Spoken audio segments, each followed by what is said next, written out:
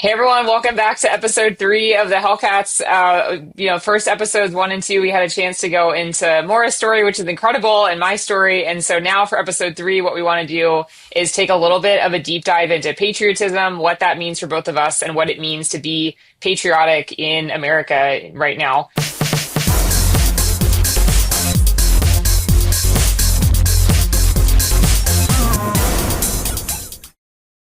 What does patriotism mean to you? Like, how do you think about being an American that loves this country, like with everything going on right now? I mean, I think it just stems back to, first of all, just being a kid. And that was one of the best parts about 4th of July weekend, was seeing the 4th of July through children's eyes along the parade route. And they don't know any of the chaos, right? Yet. They don't know any of the challenges that we face.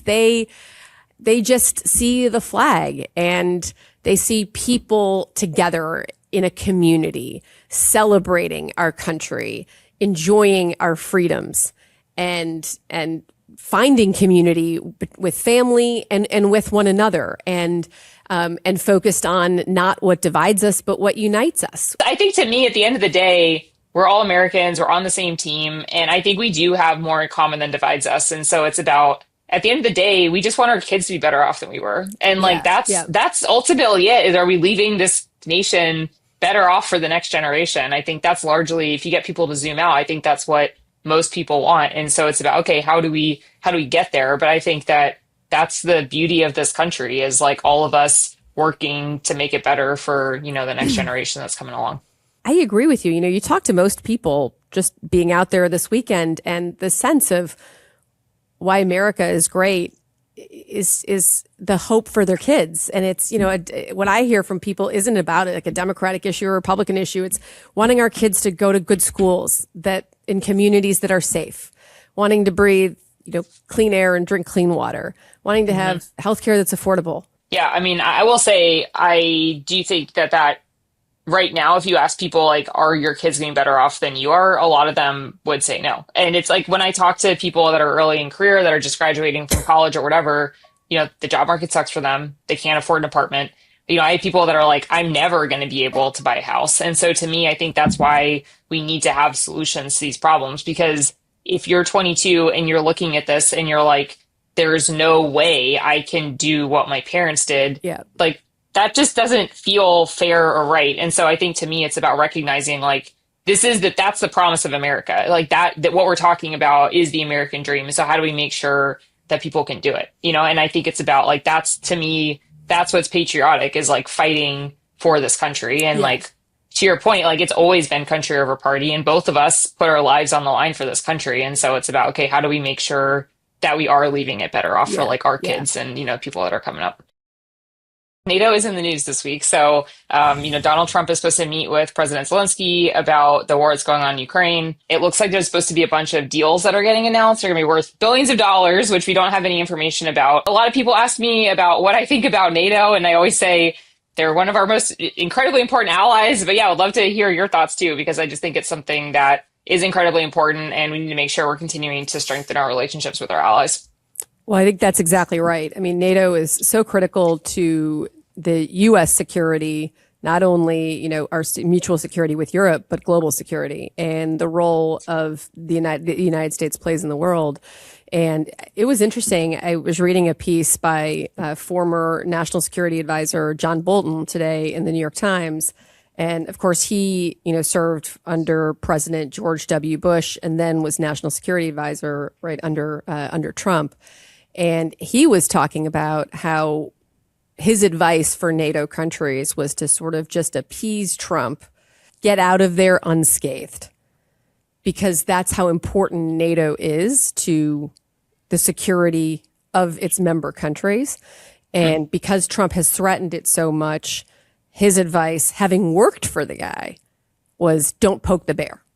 No news is good news here. So much work that we're going to have to do on the international stage to repair the relationships with our allies. When I served at the Pentagon, we called a lot of these allied reassurance tours, where you'd literally go and visit your allied countries and talk about mutual defense strategies, the future of cooperative agreements, bilateral negotiations, and we're going to have to do that and reassure people that there is an America beyond Donald Trump. But we're going to have to elect new leaders to be able to do that and just start to, over time, because as we know, trust is built over time, rebuild our credibility on the world stage.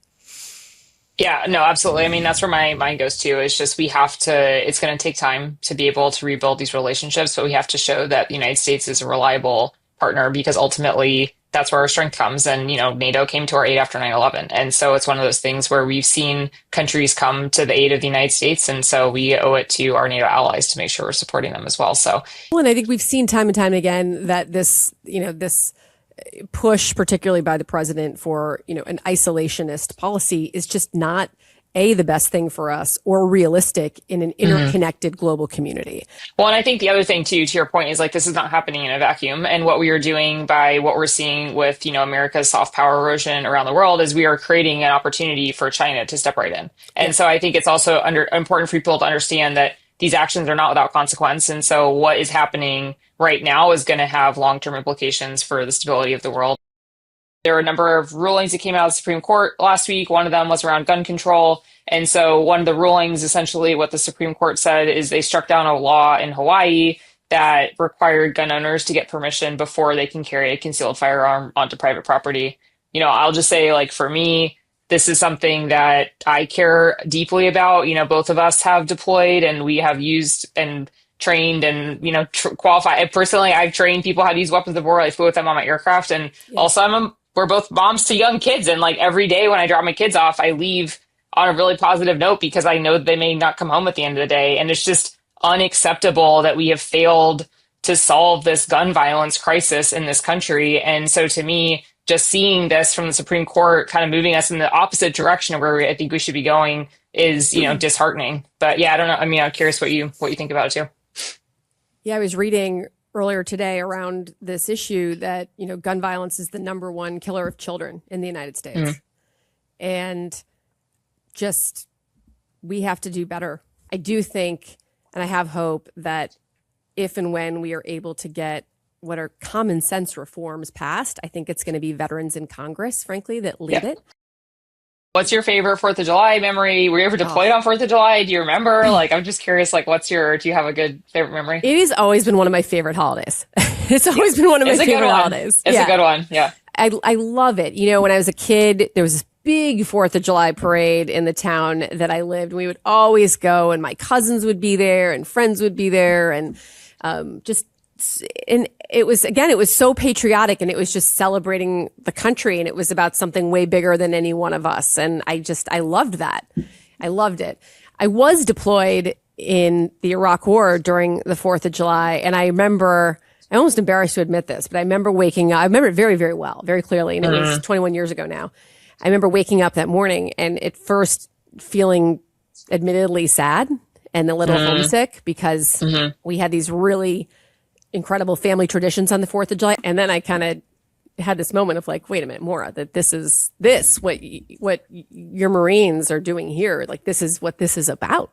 This is like what we're doing here is what it's about. And I had to put some thought into like how we commemorate that. Of course, operations don't stop or slow down at all, but we did pause for about 10 minutes. That's all you really can, as you know. And a group of our Marines, we stopped together and we read together the Declaration of Independence. And it was so powerful.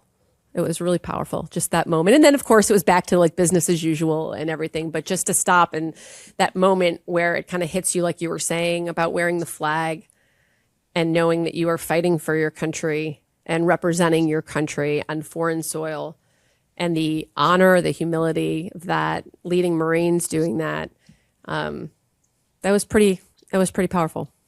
I was also deployed on the 4th, and I don't remember a lot of it. What I do remember is that we were flying, and so we have a thing in the aircraft called transponder. It basically gives your location for the aircraft, and at one point we you get like assigned a code. Now everybody knows like where all the aircraft are. And so I just remember at one point we like changed our transponder code to 1776, which you're not absolutely not supposed to do. You're not supposed to change it to a different number, but we were just like, haha. And so anyway, I just remember that we squawked 1776 for a while when we were flying. And so that was our 4th of July celebration. But yeah, it's always weird being gone on holidays. But I think like 4th of July in particular for me is like, I just love this country so much. And to me, it's like, to your point, like when you're flying, like you're on, like we're on like Team America. And so to me, it's about like freedom isn't free. You know what I mean? And so it's like being able to be part of that. And I think that's one of the things that I'm so grateful for being able to serve in the military is just being part of something bigger than yourself and being able to like serve this nation. I mean, there's really just like no greater honor. How can we help make government work better? Like, you know, we talked a little bit about the issues that we're hearing from people about like the American dream, but just, you know, I would say any ideas that you've heard from people on like, how can we actually solve these problems and how can we move forward? And I think you touched on a little bit with, I think veterans are really going to be crucial to this of solving things like gun violence, but it's also about, you know, putting country over party and being able to come together to actually solve issues and move the ball forward. And that's what vets do. I mean, that's what we've always done is our entire career is you just figure out how to work with the people that you have to solve problems. So I don't know if you have any, you know, any thoughts on that. Yeah. I mean, that's what we had to do in the military, right? You had to, like we talked about last time, you had to make a lot of life and death decisions, often in the absence of complete information. You work with people from all different geographies, education backgrounds, socioeconomic backgrounds, religious backgrounds, political backgrounds. It doesn't matter. They're the corporal or sergeant or lieutenant next to you, and you are all on Team USA. And I think those skills that we learned in the military certainly translated to the work that you and I both did in business as well, where you're working with various people in cross-functional teams to accomplish, you know, various missions and objectives. And certainly something that we need to see, in our government. And it's about, I think, putting people first, putting the country first ahead of political parties. You know, and to your point, veterans have a pretty unique perspective. I'm really encouraged by a group in Congress, which sounds odd because there's not many good things going on in Congress right now, but at least I think this is a start, which is called the Four Country Caucus, which of course is a bipartisan caucus of veterans.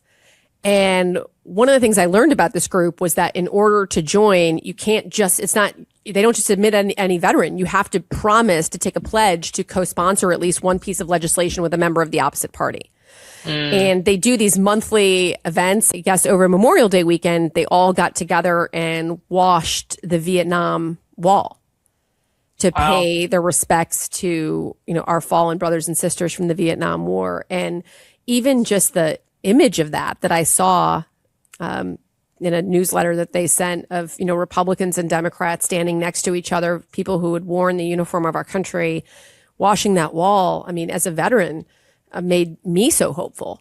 And I think that's a place to start because there's no one that a vet can't sit down with another vet and just have a conversation that starts with their service. When were you in the Straits of Hormuz or when were you in Iraq?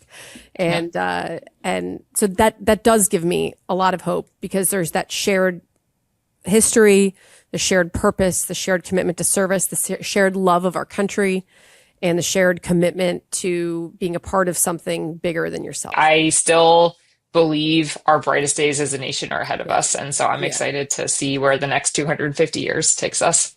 I do as well. That's such a great note to end on. Our brightest days are ahead. We have some days behind us to be proud of. Progress takes a long time and is often, 3 steps forward, 1 step back. But the future is really bright and worth fighting for. Well, thank you guys so much for joining us again for this week. So Hellcats is produced by Valor Media Network and brought to you by Meidas Defense, and we will see you next week. Okay, bye everyone. See you next week. Thanks for joining. Want to stay plugged in? Become a subscriber to our Substack at MeidasPlus.com. You'll get daily recaps from Ron Filipkowski, ad-free episodes of our podcast, and more exclusive content only available at MeidasPlus.com.